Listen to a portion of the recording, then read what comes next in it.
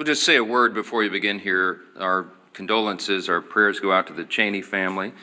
Of course, we've had the loss now of former Vice President Dick Cheney. Scripture is very clear. We give honor where honor is due, and someone who gave their life, loved their country, loved serving their country in so many capacities. As you know, Dick Cheney served as Vice President. He served as a Secretary of Defense. He served as a congressman, of course, from Wyoming, and as the youngest chief of staff to any president in the history of the country. And so the honor is certainly due to him, and our prayers go out to the family. This is my video update on this Tuesday afternoon, November the 4th, coming to you from Nicosia, Cyprus. Let's talk about some news. And we have some breaking news, which is that Dick Cheney has passed away, the architect of the Iraq war, the WMD hoax, the vice president under George W. Bush, and one of the chief neocons has passed away. And that is all I am going to say about that. And now let's talk about the Green Goblin, the Dark Knight, the Black Adder. Zelensky, he is living in an alternative reality, and he had a meeting with various officials in his administration. Zelensky looking very, very presidential, acting very presidential, the Dark Knight. And he said that the situation in Pokrovsk has now stabilized.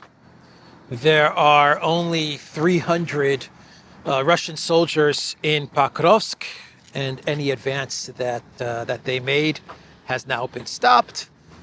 And in Kupiansk, he said there remains about 60 Russian soldiers in Kupiansk, and the Ukraine military is now in a cleanup operation, which will take a couple of weeks to complete.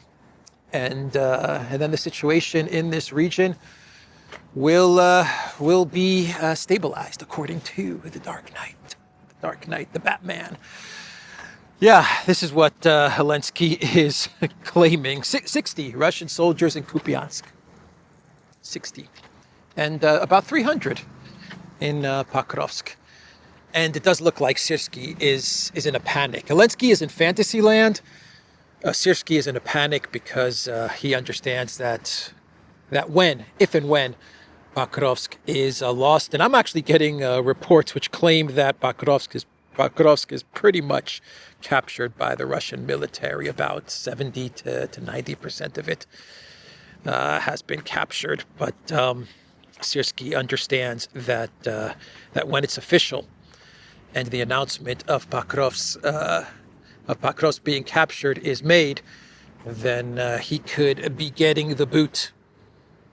Zelensky may be firing Syrskyi. General no more. I guess Syrskyi can then go to Russia, hang out with his family. I don't know. His family is actually in Russia, from what I understand about Syrskyi. But anyway, so Syrskyi's in a huge panic, and he's trying to round up as many soldiers as he can, and trying to send them to Pokrovsk to try and prevent the Russian capture of this city. Because once it's captured, he's in big trouble. So Syrskyi is in a panic. Syrskyi in a panic. The Dark Knight in fantasy land. The Ukraine military doing a cleanup operation in Kupiansk for the 60 Russian soldiers. This is the situation on the front line in Ukraine. Not even the cats believe it. They don't even believe it. They're looking at me going, man, you're crazy, man. 60 soldiers in Kupiansk, you're crazy, man. Come on. You actually believe Zelensky? The Europeans are going to believe Zelensky. Kaya Kallas is going to believe Zelensky. Keith Kellogg is going to believe Zelensky. And then Keith Kellogg is going to go to Trump And he's going to tell Trump, Mr. President, listen, I just got some news from the Dark Knight. And Trump's going to say, what's that, Keith? And Keith Kellogg's going to say, 60 soldiers are left in Kupiansk, and Ukraine is going to clean it up in a couple of weeks, and then you're going to have some really good leverage over Putin. Oh, thank you, Keith. I like it. I'll put out a Truth Social post about how Russia's military is crumbling. Yeah, that's what's going to go down. Anyway, Budanov is trying to cover his butt because of the Blackhawk disaster. Blackhawk down, part 2. 3 Blackhawks, from what I understand, were actually involved in this failed operation. And I said in my video update about 4 days ago that any operation conducted by Budanov basically means that it was an operation conducted by 3-letter agencies. And so Budanov, he's in a panic, man. The 3-letter agencies are not going to be happy with Budanov, because that's who he answers to. And so he's putting out statements saying that this Blackhawk operation was a super duper huge success. Yeah, the main intelligence directorate called the PR operation with a helicopter near Pokrovsk successful. That is what Budanov is running with. He even posted photos hard at work at some command center, Budanov, at some command center overseeing the successful Blackhawk operation. So that's what's happening in Fantasyland, Zelensky administration. At the IMF, they are saying that they will not give Ukraine an $8 billion loan, which they promised to give to Ukraine in order to keep the government afloat, unless the European Union loans the $140 billion in Russian frozen assets to Ukraine. So they're making the $8 billion loan, the IMF. It is going to be contingent on the European Union loaning the $140 billion to Ukraine. Ursula's reparations loan plan. And the one country standing in the way of this reparations loan is Belgium, because if Belgium agrees to this reparations loan, then Euroclear will be kaput. The Belgian economy will be kaput, and Zelensky's going to get $140 billion, which will never be paid back, right? Never ever be paid back. But at least the entrepreneurial mind of the Dark Knight is at work, because he has announced that he will be setting up 2 defense production offices, one in Copenhagen and one in Berlin. Ukraine will export weapons that are not in high demand as Kiev continues to roll out its latest weapons, including Flamingo and Ruta missiles. Ukraine has signaled it is ready to help its allies produce drones using its wartime knowledge as Europe increasingly faces signs of hybrid warfare from Russia. So he's setting up 2 offices in Berlin, one in Copenhagen.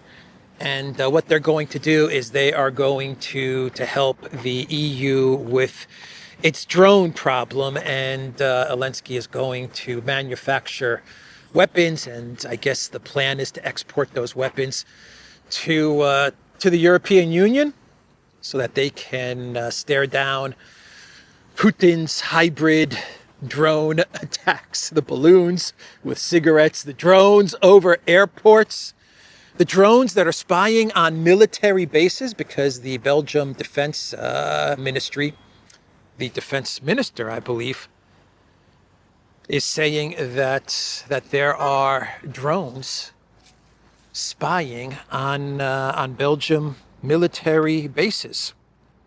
The drones are trying to see where the F-16s are, where the ammunition is, and other highly strategic information, said Belgium Defense Minister Theo Franken.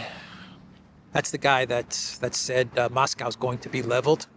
That guy, he's now saying that there are drones that are spying on the military bases in Belgium. He didn't say that these are Russian drones, but he was hinting at it, right? He said, who else could it be? He said, who else has the capability of spying on our amazing F-16s and all the ammunition that we have at this military base in Belgium? It's got to be the Russians, said the defense minister of Belgium, or at least that's what he hinted at. Yeah, so Zelensky's going to solve the drone problem that Europe has. You see, Germany's going to get these defense offices, these Ukraine defense production offices. Copenhagen's going to get a Ukraine defense production office. And so Belgium said, we could use a Ukraine drone production office. We could use one here in Brussels. We need to get in on this action. There's some drones that are spying on our military bases. So let's open up a Ukraine office here as well.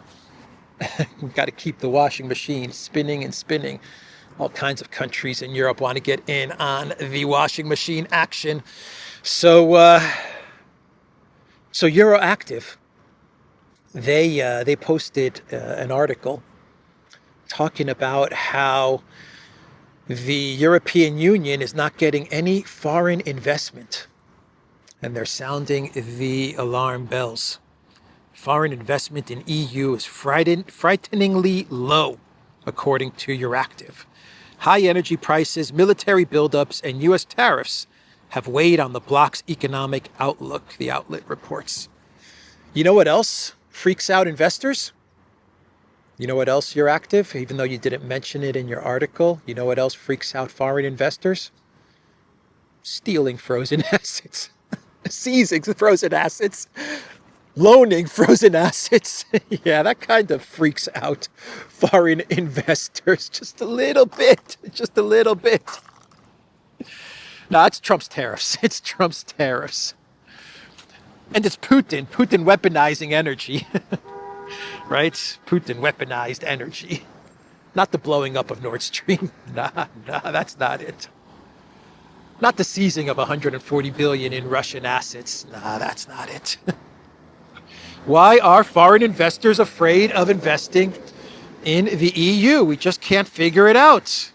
We cannot figure it out.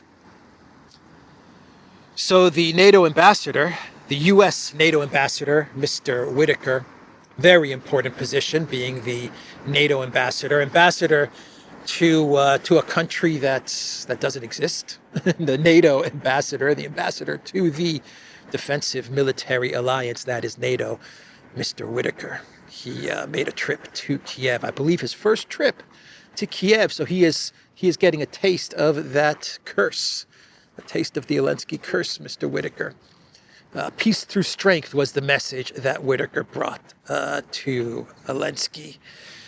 The Trump White House trying to end this war, right? They're trying to end this war. But Trump just can't figure out how to end this war. Maybe tomahawks will do it. Maybe more money to Ukraine. Maybe that will do it. Trump just can't figure out how to end this war. He's very disappointed with Putin. Whitaker, he posted on X, good to see Ukrainian President Zelensky again, this time in Kiev.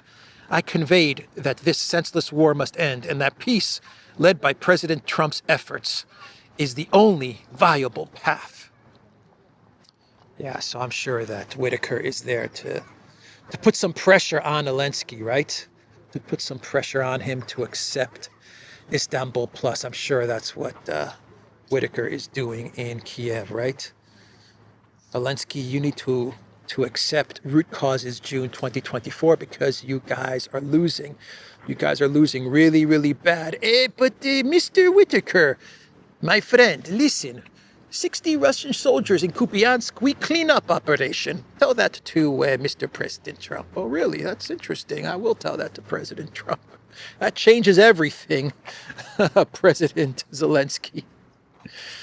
Yeah, so that's Whitaker hanging out in Kiev. Zelensky is arresting more priests. This time he arrested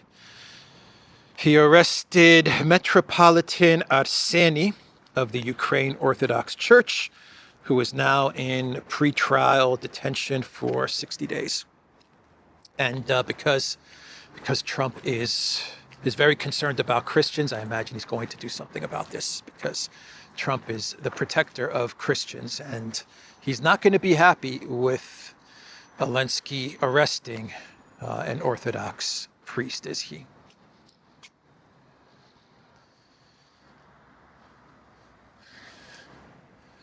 So that's what's going on in Ukraine. The big news in the United States, the huge news in the United States remains this Tucker Carlson interview of Nick Fuentes. That is just dominating the news space in the U.S. Even Ben Shapiro decided to talk about this. He dedicated his entire program, which I'm not sure who watches him anymore, to be quite honest. But anyway, he dedicated his entire program, where he speaks very, very fast, and it's all dedicated to what a scoundrel, what a backstabber Tucker Carlson is to the MAGA movement and America First. So that is what Shapiro is saying, because Tucker Carlson decided to interview Nick Fuentes, and it's breaking up America First and MAGA. It's created a schism. The great MAGA schism is what we are seeing. Ben Shapiro saying that Tucker Carlson is not MAGA. That's something, huh? That is something. Tucker Carlson's not America First, according to Shapiro. Okay. Okay, man. Whatever you say, bro. Man, talk about delusional. This video is dedicated to a lot of people who are suffering from a lot of delusion. Man. But Trump, his White House, they have let this happen. They've let this divide in the base, in his MAGA base. They've let it happen because, to be quite honest, he's all absorbed in foreign policy issues. Trump is completely bogged down in foreign policy issues, and so his domestic policy, his base, is crumbling. And a lot of the reason why his base is crumbling is because of Israel, right?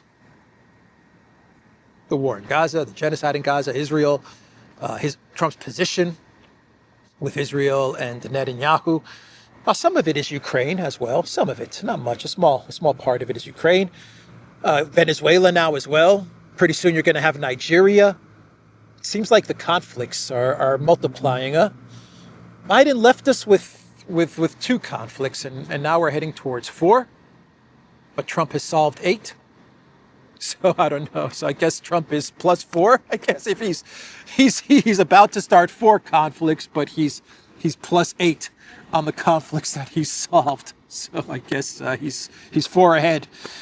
Anyway, he's completely bogged down he's bogged down in Project Ukraine big time. He's going to take a huge loss there. The conflict in Israel, that's going to start again. The war in Gaza, that'll start again. Everyone is not expecting. I don't think anyone is expecting the ceasefire to hold. Everyone's expecting something to happen with Iran as well. Another attack against Iran. Everyone is waiting for when this operation in Venezuela is going to possibly kick off. Maybe it's going to start something in Venezuela. I can't see why you would amass such a military force right off the coast of Venezuela if you're not going to do something. So something could be happening there. And now he's ramping up a talk against Nigeria. So anyway, he's completely absorbed with all the foreign policy stuff. Rubio, Kellogg, all these guys have taken over, right? Ratcliffe, they've taken over the administration. And it's become very much a neocon administration. Since we talked about Dick Cheney, this has become a neocon administration, and I think that's one of the big reasons. Actually, that is one of the big reasons that you're seeing his MAGA America First base fracture big time, man. And we're going to see exactly what Trump's position is in the United States when we have these election results that are happening in New Jersey and in Virginia and tomorrow in New York. It's going to be in a way a referendum or a litmus test of how things are going for Trump. My understanding of the latest polling is that with the younger generations, I believe they're called the Gen Z, if I'm not mistaken. I don't know. I'm not so good on the generation stuff, but the younger generation, they're very upset with Trump. That's my understanding of the latest polls. But we're going to get some election results for the governor of New Jersey and Virginia, and then we have the big mayor's race in New York. And Trump is actually pulling for Cuomo, man. He's actually pulling for Cuomo to win, which is unbelievable. So speaking about elections, there are going to be early elections in Serbia. Vučić is calling early elections in Serbia following the protests, which marked the anniversary of the bus stop or the train station, the roof collapsing at this stop in Novi Sad, right? And I believe 16 people died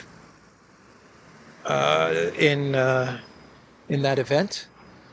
And there were protests yesterday in Belgrade. Protests against Vučić and protests for Vučić, I have to say. Protests from both sides, but Vučić is now saying, you know what, enough, it's time for elections. So Serbia will hold early elections. The president has claimed the unrest is part of a coordinated color revolution backed by Western governments and NGOs. That's what Vučić is saying, that this is some sort of a color revolution to remove him from office and to get Serbia to be more in line with the EU and EU sanctions against Russia and stuff like that. That's what Vučić is claiming. It's not what I'm claiming. That's what Vučić is claiming. I'm just delivering the news, and so he's going to call early elections, and we'll see what will happen at these elections. As far as the elections in the Czech Republic, Babiš won those elections, and we got the news that he has successfully formed a government. So he's got his coalition in place. His government has been formed.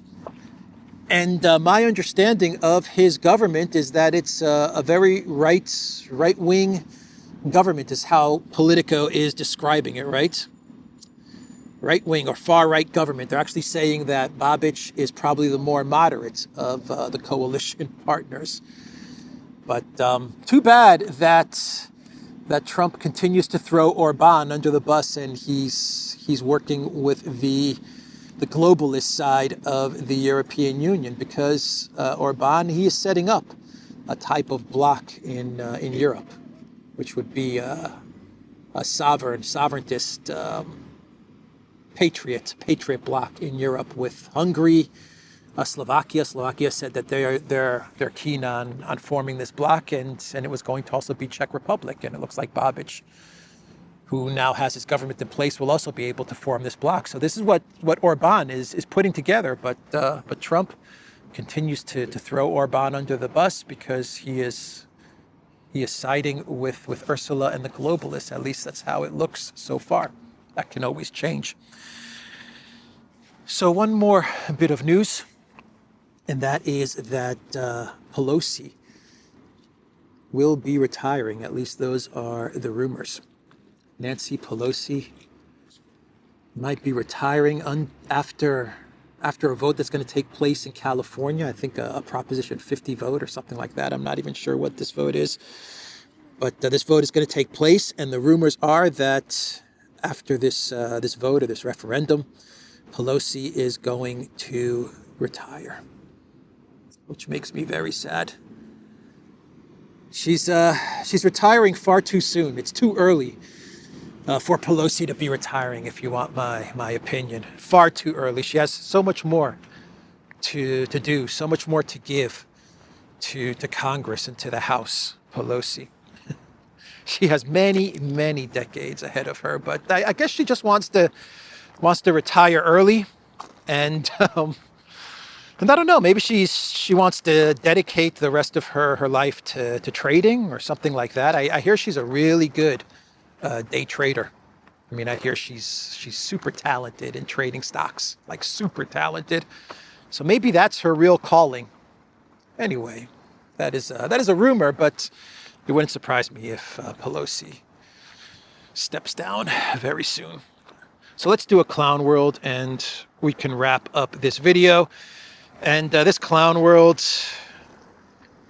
is about the FBI director. It's all about Kash Patel, the FBI director, who, according to reports, decided to take an FBI private plane, or a private plane on the FBI's dime or something like that, so that he could fly to his girlfriend's country music concert, right?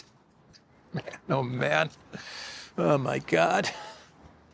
Yeah, that's what the reports are saying about Kash Patel. Actually, I think this is confirmed. I don't even think these are reports. It's confirmed reports. FBI Director Kash Patel gives a jaw-dropping defense of his abuse of a $60 million FBI jet for a date night with his girlfriend. Says that she's a country music sensation who has done more for America than most of us will do in 10 lifetimes. In other words, we should be grateful that he's wasting our tax dollars. Yeah, so he actually got on an FBI private plane, a jet, so he can hang out with his girlfriend, go on a date night with his girlfriend. Okay. All right. All right. It was Kash Patel that was criticizing the FBI for wasting money under Christoforou, right? Yeah, he made a stink about how Christoforou under Biden, Biden. Was there such a president as Biden?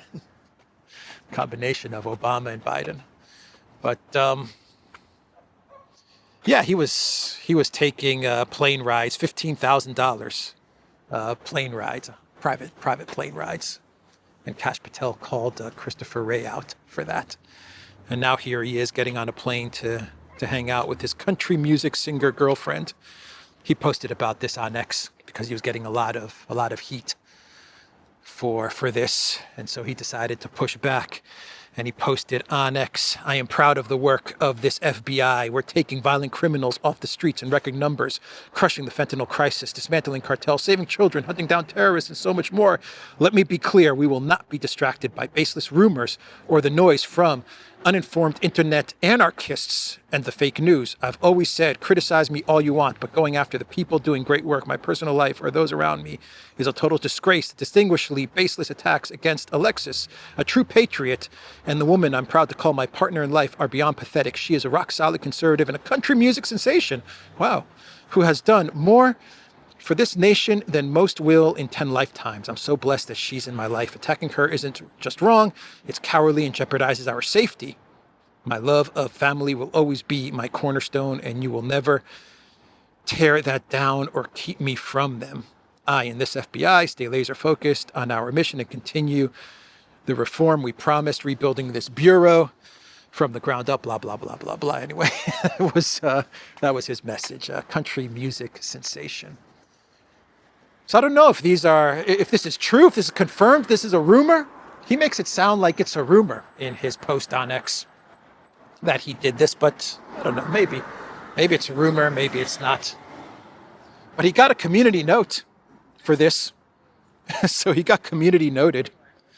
People are largely not attacking Kash Patel's significant other, but rather reacting to his firing of people who point out his usage of government funds to travel to her shows. Okay, well, looks like these are not rumors because he got community noted for it. Anyway, that's the video, everybody. theduran.locals.com. We are on X. We are on Rumble and Locals. Like this video. Share this this video. Subscribe to this channel. And I will see everyone tomorrow. Take care.